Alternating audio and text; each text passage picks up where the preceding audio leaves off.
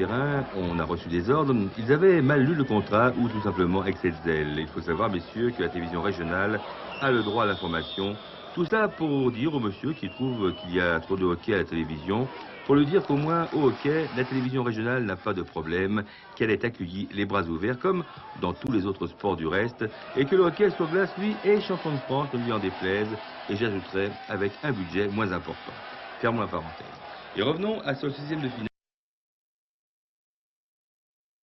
de la Coupe de France entre le Tombeur de Lyon-Nîmes et le FC Rouen, tout de rouge vêtu. Et une première action dangereuse à mettre au crédit du FC Rouen, une ouverture d'Aufray, Jean-Pierre Horst, un tir, bel arrêt de Batti. Les Rouennais qui, sur ce centre de Lopez, furent encore bien près d'ouvrir la marque, la tête de Pelletier, boxée au-dessus de la transversale par de Batti. À deux doigts encore, les Normands ici de faire trembler les filets nîmois, Jarolim puis Horst, enfin superbe tête de Pascal Pelletier, dégagement réflexe de Batti. Les Gardois dominés par une formation rouennaise généreuse, attaquant sans relâche, Horst un centre, Pelletier laissé passer pour Saulois, un tir de Yann au-dessus. Ici Jean-Pierre Horst encore, JPO comme le surnomme le public, très rapide Jean-Pierre, déséquilibré par de Batti dans la surface de réparation, Monsieur Delmer ne bronchez pas. Encore une belle occasion. 0-0, fin de cette première mi-temps. Dès le début de la deuxième mi-temps, c'est Nîmes qui se crée une occasion, un centre de l'ex-bordelais Girard, repris par le Gustave Vaucry, sans danger pour le Chevalier, puisqu'à côté.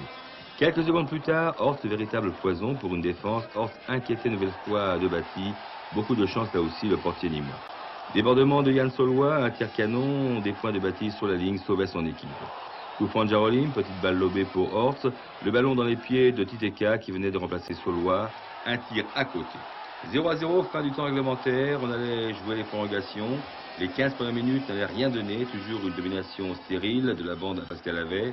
Et puis, dans la deuxième prolongation, Nîmes, qui avait subi la rencontre sur un coup franc anodin de Girard, allait ouvrir le score contre le cours du jeu. Une tête à ras de terre de Vaucry, 1-0. C'est cela, la dure loi du sport. Horst, quelques secondes après, au bout du pied, une balle d'égalisation, mais dans les bras de Batti.